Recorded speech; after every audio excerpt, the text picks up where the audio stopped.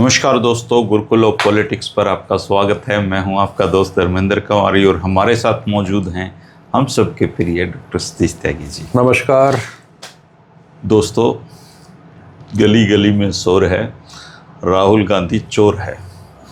त्यागी जी, पहली बार पता चला राहुल गांधी ने 10 साल में 11 करोड़ रुपए बढ़ा लिए और पूरा देश ही समझता रहा राहुल गांधी फाइटर आदमी है, बीजेपी के सामने लड़ रहा है। लेकिन संबित पात्रा का भला हो, उसने देश को ये बता दिया कि राहुल गांधी की आमदनी में 11 करोड़ रुपए बढ़ गए हैं और उसकी विदेश यात्राओं पे 60 करोड़ रुपए खर्च हुए हैं।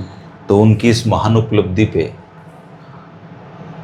उनको बधाई दी जानी चाहिए बीजेपी को। बिल्कुल कि राहुल गांधी को चोर साबित कर ही दिया उन्होंने। लेकिन इस देश में सारी ईडी, सीडी, सीबीआई ढूंढ ढूंढ के चोरों को पकड़ रही हैं। तो राहुल गांधी की ये घोषित आमदनी संबित पात्रा के पास जब कागज हाथ लग गए हैं, तो राहुल को अभी तक जेल में क्यों नहीं डाला जा रहा? उसको उठा के जेल में डाल दो। ये जो नारा है ना, गली गली में शोर है, फलाना चोर है, ये मैंने 67 या 71 के चुनाव में सुनना शुरू किया था। जब 8, 9, 10 साल का रहा हूँगा, तो हम बच्चों को सिखा दिया जाता था कि फलाना चोर है, फिर वो खाली स्थान की जगह ना उसमें कोई भी भर दो, चोर है और गली गली में शोर है और आगे फलाना चोर है। तो वो कांग्रेसी दूसरे दलों को और दूसरे वाले उनको कहते रहते थे चोर है, चोर है। इलेक्शन खत्म, चोर भी खत्म, सब साफ हो गए। अब संबित पात्रा को कोई गंभीरता से लेता नहीं, पर वो है तो गंभीर आदमी। हाँ, लेकिन अब लोकसभा सांसद भी है और डॉक्टर है, सर्जन है, सारी चीज़ें हैं। और उसको खास ड्यूटी मिली हुई है भाजपा में कि जब ये लगे कि सरकार कहीं गिरने लगी है किसी मुद्दे पे, तो ऐसे इररेलेवेंट इश्यूज उठा दो बिना मतलब के। जैसे नीट वाली जो चर्चा थी, उसको दबाने के लिए ये राहुल गांधी वाला सिस्टम आ गया। अब लोग इस हकीकत को समझने लगे। सवाल ये उठता है, एक ने लिखा था, पता नहीं वो कितना असंसदीय शब्द है, क्या चक्कर है, उसने लिखा था कि संबित पात्रा ने राहुल गांधी का बेल्ट ढीली करने के चक्कर में मोदी जी का नाड़ा खोल दिया। ऐसा क्या? अब और मोदी जी के हवाई दौरों की बात आने लगी, विदेशी दौरों की, और उस पता चला कि माँ तो लगभग 1000 करोड़ का मामला है और 99 देशों की यात्रा कर चुके हैं। कहते 10-15 साल लगा के ये साबित किया था कांग्रेसियों ने कि राहुल गांधी भ्रष्ट है, गांधी परिवार भ्रष्ट है, और 11 करोड़ रुपए की आमदनी दिखा के बोले इतने तो कोई कच्ची कॉलोनी काट के कमा लेता है। तो बोला उसको ईमानदार और घोषित करवा दिया इन्होंने। तो संबित पात्रा जो है ना, उसको ये घमंड हो गया कि तू जो है सरकार के विरुद्ध जो प्रचार चलेगा उसको अपनी समझदारी से खत्म कर देगा। तो वही जो चक्कर है ना कि करने तो चले थे राहुल गांधी को, शर्मिंदा हो गए इस बात पे, लेकिन वो उल्टा हो गया और अब मोदी जी की तमाम चीज़ें सामने उठ के आ गई। भाई राहुल गांधी ने अगर जो कुछ करा है तो वो हमें क्यों बताया जा रहा है? आपके पास जितनी भी एजेंसीज हैं या इनकम टैक्स हैं, जो भी ईडी, सीबीआई हैं, आप करो उसका इलाज। देश को क्यों बता रहे हो कि राहुल गांधी वहाँ जाता है?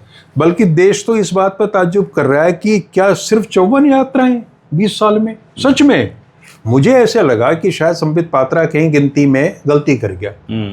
मतलब औसतन वो 2 यात्राएं पड़ती हैं साल की, 2, सवा 2, 2.5 इतनी मान लो। इसका मतलब तो राहुल गांधी ये तो पहले ये इमेज बना रहे थे कि वो 15 दिन यहाँ रहते और भाग जाता, 1 महीना यहाँ रहता फिर भाग जाता, इलेक्शन के बाद वहाँ चला जाता, ये आदमी क्या पार्टी चलाएगा, ये तो विदेशों में ही रहता है। लेकिन देश को जब ये पता चला कि 22 वर्षों में केवल 54 यात्राएं, तो देश तो स्तब्ध इस बात से कि ये तो सच सामने आ गया, ये क्या हो गया। और फिर बोले कि उन्होंने 11 करोड़ रुपए उनको सरकार से बतौर वेतन मिला और वो कुछ करते नहीं है। तो ये जो इलेक्शन कमीशन के एफिडेविट दिए जाते हैं ना, संबित पात्रा की अपनी जो इनकम है उसमें टोटल एसेट्स, उनकी औकात हैसियत जो है आर्थिक 1 करोड़ है। 1 करोड़। और अगर उनके लाइफ स्टाइल को, उनकी ज़िंदगी को देखा जाए तो शायद 1 करोड़ 1 साल में खर्च हो जाता होगा। हो जाता होगा। तो वो ये राहुल गांधी पे हमला करते हुए खुद ही भूल गए। और ऐसे तमाम लोग हैं इलेक्शन कमीशन के एफिडेविट में, तो आप पढ़ के हंसोगे कि हजारों करोड़ का आदमी अपनी एसेट जो है वो 4 करोड़ 5 करोड़ दिखाता है। किसी के पास आपको गाड़ी नहीं मिलेगी, किसी के पास कारें नहीं नेता है। का चुनावी हलफनामा और नेता का ईमानदार होना, हाँ, दोनों को अगर सच माना जाए तो ये दुनिया के सबसे क्रूरतम मजाक है। अब वो संबित पात्रा को इतनी बेसिक सेंस भी नहीं है, समझ ही नहीं है। मैं उनकी इसी पे बात कर रहा हूँ, इलेक्शन कमीशन के एफिडेविट पे। मैंने भी देखा राहुल गांधी का एफिडेविट कि उसका, राहुल गांधी का बहुत बड़ी अमाउंट तो शेयर मार्केट में इन्वेस्टेड है, कंपनीज में। ये तो उन्होंने वो बताया ना जो वेतन लिया वहां से, तो वो जो पैसा है वहां उसको भी तो काउंट करना पड़ेगा। नंबर 2, सारे दौरे जो हैं वो घर से नहीं किए जाते, स्पॉन्सर्ड भी होते हैं। जहाँ उनको बुलाया जा रहा है कार्यक्रमों में, यूनिवर्सिटीज में, दुनिया भर में जाते हैं, तो बाकायदा वो टिकट भेजते हैं और उसको करते हैं। अब सवाल ये उठने लगा कि हमारे जो माननीय प्रधानमंत्री हैं, जिन्होंने 35-40 वर्ष केवल भिक्षा मांग के अपना गुजारा किया, उनको किसने फाइनेंस किया है? उनके पास कहाँ से साधन आए कि वो जब नेता भी नहीं थे, खुद उनके शब्द हैं, नेता भी नहीं थे, का मतलब ये कि तब तक वो आरएसएस में थे, डेपुटेशन पे बीजेपी में नहीं गए थे। नेता तो वहीं बनना शुरू होता है ना। तो वो कहते हैं तब तक मैं 29 अमेरिकी राज्यों का दौरा कर चुका था। अब क्या है, मेरे दिमाग में ये सवाल आया कि ये 29 राज्यों का दौरा अमेरिका में उन्होंने पहली बार में कर लिया था, गए थे और 29 राज्य घूम के आए थे, या वो कई बार करके उन्होंने वहाँ किया है? चूँकि अमेरिका इतना बड़ा देश है कि आप उसको और जितनी जिज्ञासा मोदी जी के मन में रहती है, तो वो अगर जाएंगे एक बार में तो कम से कम एक स्टेट में 1 महीना चाहिए, जो उनकी ज्ञान की पिपासा को शांत कर पाएगा। तो 29 राज्यों के लिए 29 महीने लगा लो आप, करीब 2.5 साल का समय होना चाहिए। तो 2.5 साल में तो कोई वीजा की व्यवस्था नहीं है कि वहाँ रह लें। तो पहले तो सरकार को ये बताना चाहिए कि जो उनके 29 राज्यों का दौरा था उसमें कितना समय लगा और उस समय उनको कौन फाइनेंस कर रहा था। वो तो कुछ करते ही नहीं थे, भीख मांग के करते थे। और इस देश में उन लोगों का भी पता करना चाहिए कि जो किसी भिखारी को इतना पैसा दे देते कि वो अमेरिका घूम रहे। तो कुल मिला के हुआ क्या, वो जो कहते हैं ना कि मोदी जी का नाड़ा खोल दिया। किसी बहुत अच्छे उसने लिखा है, और पता नहीं ऐसा संदेश दिया हो तो भाई क्षमा करना, लेकिन भाषा यही लिखी हुई है। आजकल वैसे माफी मांगने का दौर भी चला हुआ है, और राजकुमार भाटी जी ने भी माफी मांगी है। हाँ, लेकिन इतनी भाषा तो हमारे यहाँ चलती है कि वो यही कहा कि उन्होंने उसका जो बेल्ट खोलने के चक्कर में वो कर दिया। एनीवे, कहने का आशय है कि जब आप किसी के ऊपर थूकते हो ना, या एक इल्जाम लगाते नहीं, हमारे तो कहते हैं ज्यादा ऊपर थूका मुंह पे गिरेगा, तो सामना करना चाहिए, है ना। तो एक तो देश इस बात को लेकर शॉक्ड है कि राहुल गांधी की यात्राएं बहुत ही कम है। ये उद्घाटन तो उनके सामने आ गया। अब रही चोर की बात, तो भाई आप तय करो। अगर पुलिस वाला, तो वैसे ही जोड़ा था, किसी ने कहा नहीं। हाँ, नहीं तो चलता है। राजीव गांधी को भी कहा गया था बोफोर्स के टाइम कि राजीव गांधी चोर है। तो ये तो चलते रहते हैं, नारेबाजी में कुछ नहीं है। कुल मिला के राहुल गांधी से ये सरकार बहुत ज़्यादा परेशान है। उसने जो घोषणाएं करी, जब वो सारी ठीक हुई, ये उन पर चर्चा ही नहीं करते रत्ती भर भी। मैं ऐसे कल सोच रहा था कि भाई आज के दिन दुनिया का सबसे सुखी आदमी राहुल गांधी नहीं है तो कौन है? हाँ, कोई लायबिलिटी नहीं है जी, कोई लायबिलिटी नहीं। तेल के रेट बढ़ो घटो उसको कोई लेना देना नहीं है। अगर सरकारों की बात करी जाए, मर पड़ के देख लो, केरला में आ गई ना सरकार, तो ऐसा भी नहीं है कि भाई सरकार जो बिल्कुल बाहर हो। मोदी करोड़ों रुपए खर्च करके इतनी बड़ी छवि चमकाता है और वो बंदा उसकी फुश कर देता है जी जाके। हाँ, कोई किसी बीजेपी वाले से डरता नहीं, ना उसको किसी चीज का डर। ईडी सीडी सीबीआई सब लगा, लोगों के घर बैठा दिए सारे के सारे। तो मोदी जी को तो बेचारे को नींद नहीं आती होगी रात, और ये बंदा ऐश कर रहा है, तो इससे सुखी आदमी कौन है ये बताओ? बिल्कुल, सुख में क्या कमी है? कोई रत्ती भर सुखी मतलब तो आराम ही आराम है। इसको ना ये दिखावे करने की मेरा कॉन्वॉय कम कर दिया है, मैंने तेल घटा दिया, बढ़ा दिया, इसको तो आगे बोलना है। आपने 22-23 वर्षों के राजनीतिक जीवन में राहुल गांधी को कभी शिकायत करते हुए रोते हुए, रुदन करते हुए, बिना मतलब का नहीं करा भाई, नहीं तो वो भी कह सकता है। और उसके पास तो आधार है, देखो मेरे तो पिताजी का मर्डर हुआ, मेरी दादी का मर्डर हुआ, और रोने लगे, है ना। वो कमजोरी नहीं दिखा, वो कहीं भी उनके आचरण से कमजोरी नहीं होती। एक तरफ हमारे यहाँ 56 इंची प्रधानमंत्री है, फैसला जी इनका ये क्या कि रोना धोना नहीं करेंगे। नहीं, इनका तो ये होता है कि इस परिवार की मजबूती इस बात में मानी जाती है। एक बार विजय लक्ष्मी पंडित, शायद कमला नेहरू की किसी की मृत्यु पर रोने लगी थी। अच्छा। तब जवाहरलाल ने इससे कहा था कि नेहरूज डोंट वीप पब्लिकली, यानी वो लोगों के बीच में जब होते हैं तो अपने दुख का इजहार नहीं करते। अच्छा। जब संजय गांधी, अब लोगों को ताज्जुब हो, जब संजय गांधी की डेड बॉडी पड़ी थी सफदरजंग अस्पताल में, तब आडवाणी जी ने फोन किया अटल जी को कि अटल जी, सुना है कि संजय गांधी का निधन हो गया है। तो अटल जी ने कहा कि फिर आप आ जाओ गाड़ी से, दोनों एक साथ मतलब कार पूल करके वो चले राम मनोहर लोहिया हॉस्पिटल गए थे। तो वहाँ देखा कि चंद्रशेखर वहीं खड़े हुए थे। तो इंदिरा गांधी से उन्होंने अपना शिष्टाचार के नाते जो कुछ कहा। तो वो ये अटल जी ने उसके बाद में लिखा कि मैं स्तब्ध था कि ये महिला कितनी बोल्ड है, कि उन्होंने चंद्रशेखर को जब ये बात बताई कि इंदिरा गांधी विचलित नहीं है, जिसकी माँ का बेटा गया और ऐसा हो, तो उन्होंने कहा कि अटल जी आप क्या करोगे, मुझे बुला के कहा कि मैं लंबे समय से आपसे मिलना चाह रही थी, असम समस्या पे बात करनी। ये बात उन्होंने जब कही जब उनका बेटा मर चुका था। ये चंद्रशेखर ने कहा। तो अटल जी हो, आडवाणी हो, चंद्रशेखर हो, उस दौर के तमाम नेता इंदिरा गांधी की इस बोल्डनेस को लाइक करते थे। अब लोग ये भी कह सकते हैं कि भाई मरवाए इंदिरा गांधी ने, तो ऐसी कॉन्सिक्वेंस चलती रहती हैं इस तरह की बातें। लेकिन कुल मिला के वो इस तरह का व्यवहार कभी भी जीवन में नहीं करते। मुझे तो लगता नहीं कोई रेयर उदाहरण है। क्योंकि जहां नेता कमजोरी दिखाता है और भावनात्मक रूप से बहुत कमजोर पड़ जाता है, तो फिर लोगों में गलत असर जाता है। और इस कमोबेश इस चीज़ का पालन और नेता भी करते हैं, ऐसा नहीं है कि सिर्फ यही करते हैं। लेकिन ऐसा रोतड़ा प्रधानमंत्री आपने कहीं नहीं देखा होगा। मुझे गाली दी, मुझे मौत से स्टूपिड कहा, मुझे खून का सौदागर कहा, मुझे फलाना कहा, मुझे इतनी गाली दी, 2.5 किलो गाली रोज देते हैं, और मेरी माँ को यूँ कहा फला, मतलब सारे दिन इनकी शिकायत खत्म नहीं होती। मतलब उन्हें भी रिटायर हो रहे, उनको देख के रो रहे थे। हाँ, मेरी बर्तन मांजती थी, पानी लाती थी, मजदूरी करती थी। एक तो गया वो कॉमेडियन ऐसे ही कर रहा था, मेरा नंबर ना जाए कि कौन, एक कॉमेडियन ने यही कर दिया था, खी बड़ा प्रचलित हुआ था अभी, तो उसने यही कर दिया था, वो ये कर रहा था, तो उसको अंदर कर दिया। तो जोखिम तो बहुत है ना। तो जिस तरीके से उन्होंने मतलब वो अभिनय किया है, हो सकता है वो अंदर से ही कह रहे हो, लेकिन उस समय कोई समझ नहीं थी इन चीज़ों की, है ना। और वो सब उल्टे पड़ गए। फिर अब लोग एक बार को तो भावुक हो जाते हैं सुन के, फिर वो ये सोचते हैं यार हम सबकी माताएं घरों में अपने काम करती हैं, और हिंदुस्तान में तो पता नहीं करोड़ों औरतें जो औरों के बर्तन साफ करने जाती हैं, यहाँ कोई अजीब थोड़ी लेता है इस बात को।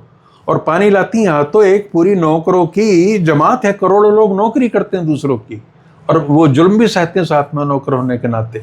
तो ऐसा कोई मोदी जी के साथ कोई बिरला काम तो हुआ नहीं था। और फिर लोग उल्टे ये प्रश्न करते हैं, यार तुम 4-5 भाई थे और ठीक ठाक तुम्हारी उम्र हो रही थी उस समय, इनसे बड़े भी तो 2 हैं ना, और उसके बावजूद भी तुम्हारी माँ ये सब कुछ कर रही थी। और फिर कहेंगे बाद में कि हमारे तो बचपन से ही हमारे ईद मनाते थे, हम उनको ये खिलाते थे, वो हमें खिलाते थे। मतलब अजीब, मतलब विरोधाभास है दोनों चीज़ों में। एक ही समय में आप गरीब भी हो और एक ही समय में आप अमीर भी हो, कैसे संभव हो सकता है। तो इन्होंने क्या करा है, नरेंद्र मोदी जी ने, मतलब एक अजीबोगरीब स्थिति पैदा कर दी है कि अब इनकी बात पे कोई भरोसा करने को राजी नहीं, सिवाय भक्तों के इनकी बात पे कोई भरोसा नहीं करता। पर भक्त काफी संख्या में है जी। देखो जी, मैं तो भक्तों को बिल्कुल हाथ जोड़ के प्रणाम करता हूँ। मैं भी हाथ जोड़, जितनी निष्ठा और जितना समर्पण इन लोगों में है उसकी हमें कदर करनी चाहिए। हम मजाक उड़ाते हैं, ये सही बात नहीं है भाई। हमें ये लग रहा है कि कोई भक्त का गुस्सा करता है, मैं सच बताऊं, मुझे उसके प्रति करुणा का भाव ही आता है। देखिए कुछ भी हो, हम जाने अनजाने उनको हाथ तो करते ही, बिल्कुल करते हैं जी, है ना, वो चाहे मतलब अनजाने में या उनके पास इतना विवेक नहीं है कि वो चीजों को पारदर्शी तरीके से देख सकें, लेकिन वो हाथ तो होते ही हैं चीजों से। नहीं, मैं तो समय समय पर प्रायश्चित भी करता हूँ, जैसा भी हाथ जोड़ के क्षमा मांगी, ऐसे मैं कई बार कर देता हूँ कि हे प्रभु, मेरे मन वचन कर्म से वाणी से अगर कुछ भक्तों के प्रति निकल जाए तो मुझे क्षमा करना। चूंकि देखिए, हम उस देश के नागरिक हैं, उस देश के मैं पैदा हम हुए जहाँ कहा कि पत्ता भी ईश्वर की मर्जी के बिना नहीं हिलता। तो अगर करोड़ों लोग भक्ति मार्ग पे चल रहे हैं तो ईश्वर की इच्छा के बिना तो हो नहीं रहा। हम नहीं चल पा रहे हैं तो फिर ये भी ईश्वर की इच्छा मानते हैं। हाँ, ये भी उन्हें भी समझना चाहिए भक्तों को ये, कि ये पापी लोग हैं, ये नहीं चल पा रहे, हम चल रहे हैं। ये भगवान को नॉन बायोलॉजिकल आदमी को समझ नहीं पा रहे। हाँ हाँ, भाई हमारी दूरदृष्टि नहीं है वहाँ। देखो ना, अब उनके तर्क जो हैं वो बड़े गजब के तर्क होते हैं। हमने कहा कि भाई ये पेट्रोल 100 पहुंचने वाला, बोला अगर राहुल गांधी होता तो 400 होता।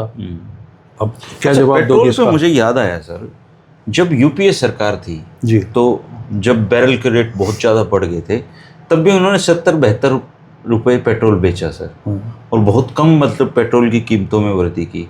अब ऐसा लग रहा है कि पेट्रोल की कीमतें बढ़ाने के लिए पहले एक माहौल बनाया गया, ताकि भाई ये तो जरूरी है बढ़ाना, ये तो जरूरी है बढ़ाना। तो अगर बढ़ाना तो धड़ाक से बढ़ा देते, उसके लिए इस नौटंकी की क्या जरूरत थी? जब सारा नियंत्रण कंपनियों के हाथ में है। हाँ। सरकार ये कहती है कि जब पेट्रोल डीजल के दाम बढ़ेंगे तो बोले हमारे हाथ की बात नहीं है, तो आप क्यों बयानबाजी करते हो और आप क्यों चिंता, आपको रिलीफ देने और फिर वो कंपनियां चुनाव के टाइम पे क्यों नहीं बढ़ा पाती? आज बढ़ गया 3 रुपए पेट्रोल, 3 रुपए डीजल आज बढ़ गया है। जनता क्या कर रहेगी? कुछ है जनता के पास?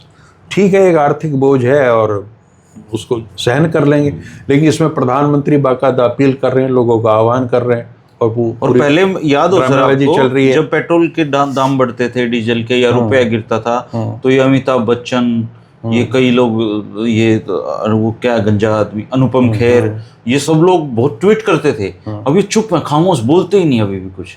अमिताभ बच्चन क्यों नहीं करता? देखो ऐसा है, इस दौर में अगर आपने सरकार से कुछ लेना है किसी भी स्तर पे, तो आपका रास्ता यही है कि आप उनके पक्ष में नारे लगाएं, वहाँ पे चमचागिरी करें, चारणगिरी करें। हाँ, अगर आपको कुछ नहीं चाहिए तो अलग बात है, आप कुछ भी कर सकते हैं। तो ये जो लोग हैं ना, जो हमें लगता है कि पता नहीं लार्जर देन लाइफ इमेज है, अमिताभ बच्चन ने कह दिया या अनुपम खेर ने कह दिया, फलाने ने कह दिया, तो ये पार्टियाँ इनका इस्तेमाल करती हैं, विशेषकर भाजपा, कि इनके थ्रू ये सारी चीज़ें कहलवाओ।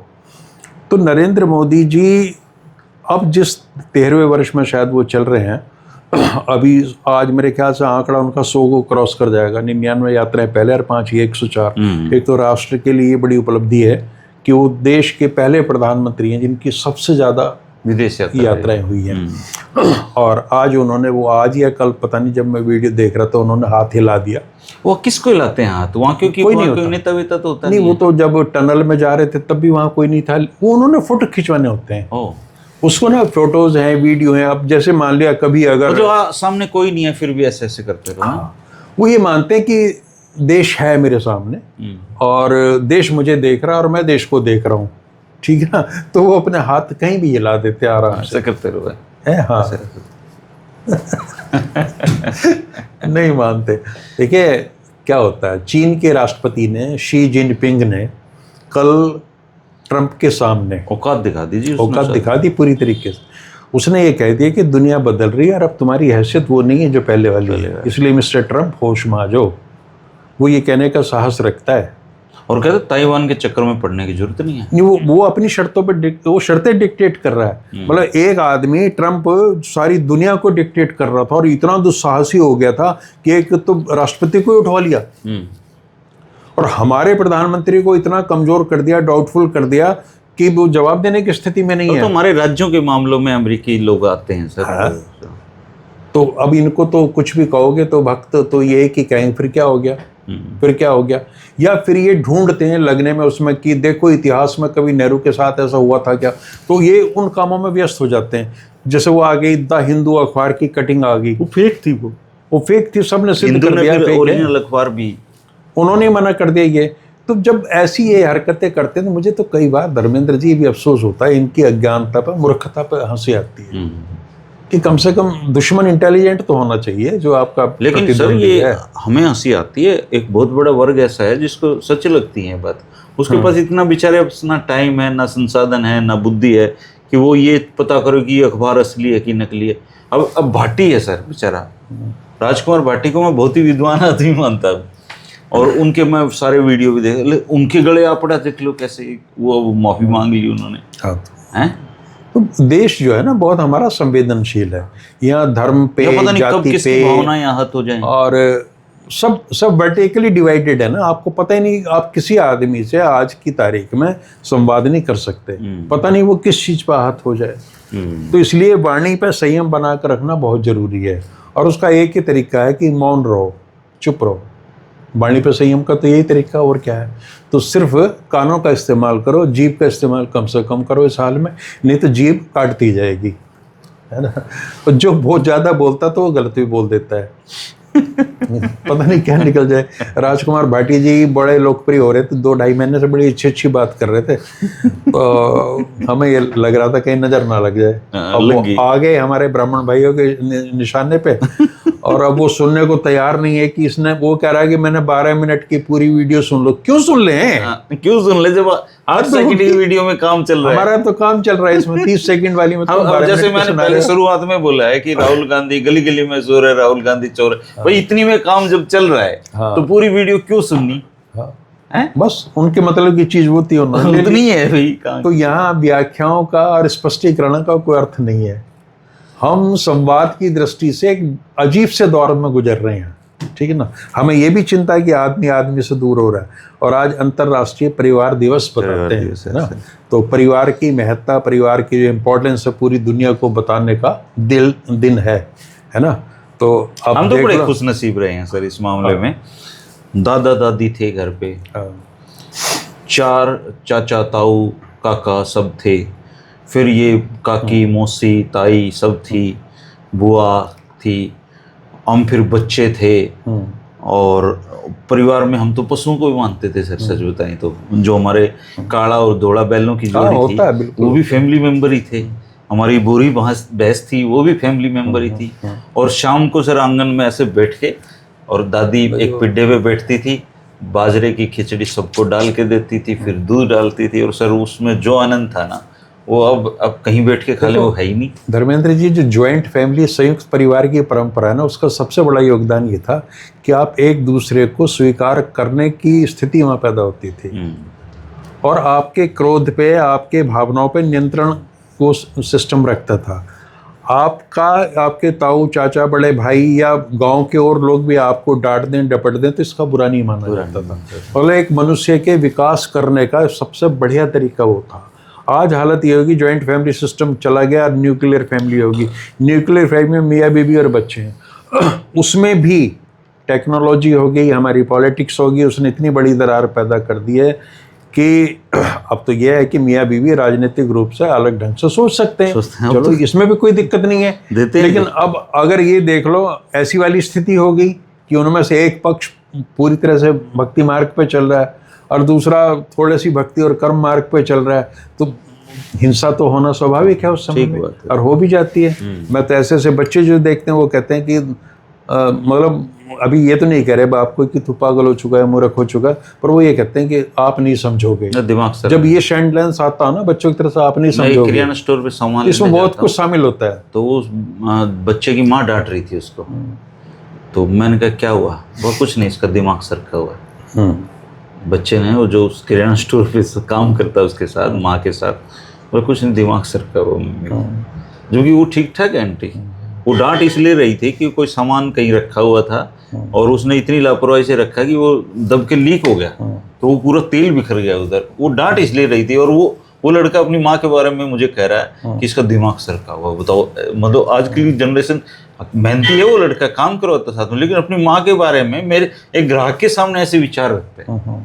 कैसे टाइम आ गई। वही ना, सामाजिक मूल्य, पारिवारिक मूल्य उनका लगातार डिक्लाइन होता जा रहा है उनमें, और शायद हमारे पागल होने में, मतलब मेंटली अनस्टेबल तो हो ही रहे हम लोग, तो इसकी बहुत बड़ी भूमिका है कि अगर आपका अकेलापन क्रिएटिव नहीं है तो फिर आपको पागल होने से शायद कोई रोक नहीं सकता। आज के दिन वो लोग खुश नसीब हैं जी जो एक साथ रहते हैं, बड़े प्यार से रहते हैं। हाँ। हालांकि बहुत मुश्किल हो गया है सब लोगों के लिए ना, छोटे छोटे घर हो गए हैं और बच्चे नहीं रहना चाहते दादा दादी के साथ, और अजीब सा माहौल हो गया है। हाँ, बस वो जो देश का सारी दुनिया में ये और सारी आने वाले चल रही है 10-15 साल में तो मुझे लग रहा है लोग शादियां भी नहीं करेंगे, ये जो हमारे आगे जो हाँ, ये ट्रेंड भी हो चुका है, ये मतलब शुरुआत हो गई इन चीजों की।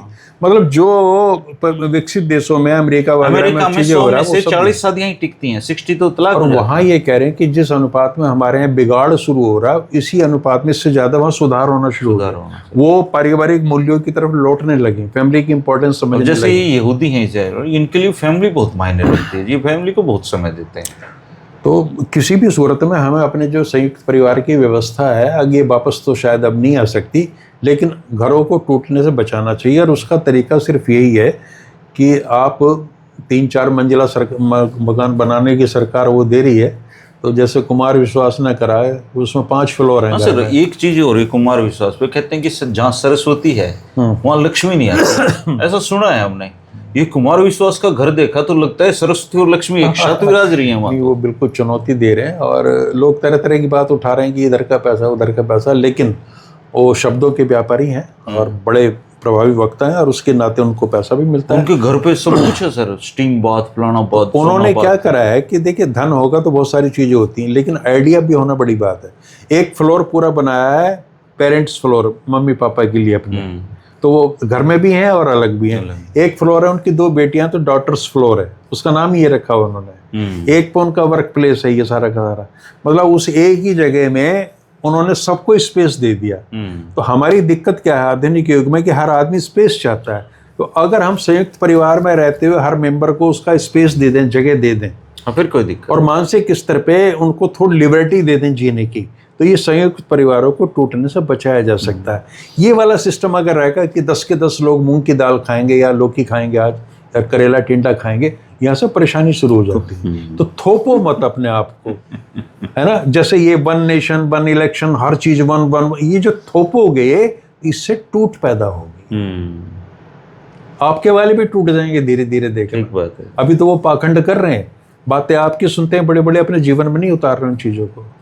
तो ये थोपने वाली जो स्थिति है ना कि हमारी तरह सोचो, हमारी तरह कपड़े पहनो, हमारी तरह ये करो, ये सिस्टम परिवार के लिए भी घातक है और देश और समाज के लिए भी घातक है। आज किसी ने लिख रखा था कि वसुदेव कुटुंबकम का नारा हम देते तो हैं, हाँ, लेकिन हमारे परिवार टूट रहे हैं, ये एक चिंता की बात है। चिंताएं तो बहुत सारी हैं, बहुत चिंताएं हैं। हर वर्ग को लेकर चिंता है, परिवार के हर आयु के व्यक्ति को लेकर चिंताएं हैं। आज से 15-20 साल पहले सर किसी भी शहर में वृद्धाश्रम मतलब सब शहरों में नहीं थे, तो अब आप हर शहर में, ये इवन कस्बों तक में वृद्धाश्रम बन चुके हैं। हाँ, बनेंगे आगे। और हर साल मतलब सैकड़ों की संख्या में वृद्धाश्रम खुलते जा रहे हैं, बुजुर्गों की जगह। कई तो ऐसे देख रहा हूँ सर कि बहुत बड़ी बड़ी फर्मों के मालिक जिन्होंने करोड़ों रुपए जीवन में कमाया, अब वो वृद्धाश्रम में रह रहे हैं। और उनको उस अवस्था में सुविधाओं से ज्यादा एक मानसिक संबल चाहिए, अपनापन चाहिए, प्यार चाहिए, जो वहां नहीं मिल रहा। लेकिन क्या धीरे धीरे सब चीजें हो जाएंगी, आदत पड़ जाएगी लोगों को ऐसी। और लेकिन सबसे बड़ा फायदा ये है कि हम ये जानते हुए भी कि चीजें नहीं सुधरेंगी, हम चर्चा करते रहते हैं, क्योंकि इसका अपना लाभ है। सर किसी एक को भी बस मतलब ये मिल जाए और कुछ नहीं तो पुरानी यादें ताजा हो जाती हैं सर। तो अब इस बहाने दादी याद आ गई। हम तो राजनेताओं से भी ये निवेदन करते हैं कि देखिए, जब इंदिरा गांधी का विरोध चरण सिंह कर रहे थे तो विरोध तो था ना, नेहरू का भी विरोध कर रहे थे, वो उनको आदरणीय बहन जी कहते थे मंच से। तो आप असहमत हो सकते हैं बिना गाली दिए, आप असहमत हो सकते हैं दूसरे का चरित्र हनन किए बिना। अगर उस तरह की संस्कृति आप पैदा कर लो, कितनी छोटा सा उदाहरण है कि वो जो विजय बने हैं मुख्यमंत्री, वो स्टालिन से मिलने गए हैं, वो नहीं है ना, और उन्होंने उनको चादर पहनाई, लेकिन अच्छा लगा, एक सुखद दृश्य है ये। तो क्या हो कि ठीक है, इलेक्शंस मानते हो कि अब शुभेंदु अधिकारी जाएं ममता जी से आशीर्वाद ले लें, उनके चेले वो पहले भी रहे हैं, और उसके बाद में जो भी ममता बनर्जी ने अगर कुछ गलत किया तो उनकी जांच करें और सजा दें, वो एक अलग हिस्सा है। लेकिन व्यक्तिगत संबंधों में मधुरता बनी रहनी चाहिए। हम तो उस दृश्य के लिए तरस रहे हैं कि जब राहुल गांधी और मोदी गले मिल जाएं, लेकिन राहुल गांधी गए भी वहां और वो उन्होंने ऐसे शो किया जैसे मेरे गले पड़ रहा है। तो इतनी नफरत का कोई अर्थ नहीं है। ये नफरत जब आप करते हो तो आप आने वाली पीढ़ियों को और आज की पीढ़ियों को, बच्चों को भी समझा रहे हो कि ये तरीका है। तो इंसानियत से, मानवीय मूल्यों से दूर नहीं जाना चाहिए। नेता आचरण करेंगे बढ़िया। अब जैसे हम बात करते हैं, अटल जी जब आए वहां से लौट के सदन में, उन्होंने कहा कि ये जो जीवन आज है ये राजीव गांधी की वजह से है। डेलीगेशन में गए थे, अधिकारियों ने कहा कि आप वापस नहीं जाएंगे, आपका यहाँ इलाज होगा। कितनी महानता थी उस व्यक्ति की। उसमें रही होंगी 36 कमियां रही होंगी, राजनीति में अंतर है, नहीं थी, लेकिन उन्होंने ये स्वीकार किया कि आज अगर मैं जिंदा हूं तो राजीव गांधी की वजह से। तो इसलिए ये आचरण में नेताओं की आनी चाहिए ना। इसलिए अब आज की जो बीजेपी के नेता हैं जी, वो अटल जी को कुछ ज्यादा पसंद नहीं करते। नहीं, अब तो अलग ही किस्म है, अभी दौर है। और जिनके घर में आग लगी है, जहां बदलाव आए, उनको ज्यादा चिंता होनी चाहिए, और अब शायद वो होने लगी है। इसीलिए नंबर 2 जो है आरएसएस के, वो होसबोले जी, क्या नाम उनका, जो भी है, उन्होंने कहा कि पाकिस्तान से संवाद जरूर करें। उसको आरएसएस इसकी वकालत कर रहा है, और अगर यही बात कोई और राजनीतिक दल कह दे तो आप देशद्रोही हो जाएंगे। हालांकि मैं अभी एक इश्तियाक अहमद की किताब है सर, पंजाब के बंटवारे, बहुत ही समृद्ध किताब है वो, कभी फिर चर्चा उस पर कर लेंगे। लेकिन उस दौर में मतलब ये जो हिंदू महासभा थी और आरएसएस थी और मुस्लिम लीग थी, इन दोनों की आपसी जो नफरत थी, उस वजह से 10-12 लाख लोगों का कत्ल हुआ था सर। और ये आज जैसी परिस्थितियाँ चल रही हैं इस देश में, सेम आप ये 1947 में सेम चली थी सर, और उसका परिणाम ये हुआ था। बिल्कुल बिल्कुल। अगर उस किताब पढ़े, पूरा मनोवैज्ञानिक अध्ययन है सर वो उस दौरान का। तो आज भी हम इतनी नफरत पाले बैठे हैं। परिवार तो छोड़ो, हम समुदाय के प्रति कितनी कटुता पड़ रही है। नहीं, जब परिवार में सब कुछ ठीक होगा तो बाहर भी वही ठीक होगा। परिवार से ही तो ये संस्कारित व्यक्ति निकलता है ना, तो वो जब भी जहाँ भी जाएगा वो उसी तरह का आचरण करेगा। मान लिया परिवार में हमने अपने बच्चों को ही सिखाया कि आपने किसी भी स्थिति में गाली नहीं देनी, तो वो सड़क पर गाली नहीं देगा जी। सही बात है। दोस्तों, आज वैसे अंतर्राष्ट्रीय परिवार दिवस है, तो बात चल ली तो फिर अपनी बातों का तो क्या है, बातें कहीं भी निकल जाती हैं, चल जाती हैं। लेकिन यहाँ पे सिर्फ पॉलिटिकल वीडियो या पॉलिटिकल गपशप ही नहीं, हम समाज में रहते हैं तो समाज की चर्चाएं, चिंताएं हम सबको होनी चाहिए। और एक कहते हैं कि आज भास्कर में कहीं आया हुआ था कि 20+1+10 का फार्मूला होना चाहिए।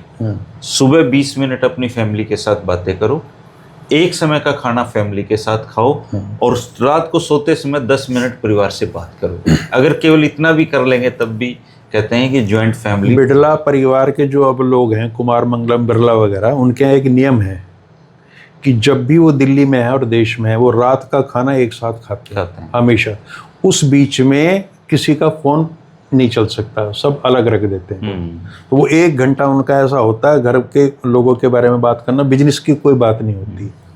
तो ये जो सपोर्ट आपको मिलती है ना, मानसिक सपोर्ट, इससे आपकी काम करने की क्षमता बढ़ती है। आदमी को ये लगता है कि मेरी कहीं केयर हो रही है, यही इमोशनल क्वोशंट यहीं से तय होता है। तो ये राष्ट्र हित में भी है, समाज हित में भी है कि हम लोग प्यार से रहें अपने पड़ोसियों के साथ भी, परिवार में भी, और कुछ थोड़ा बहुत कहीं समझौता करना पड़ जाए तो वो कोई बुरी बात नहीं। बुरी बात, ठीक बात। दोस्तों, आप इस बारे में क्या कहेंगे जरूर कमेंट करके बताना। शुक्रिया, नमस्कार। नमस्कार।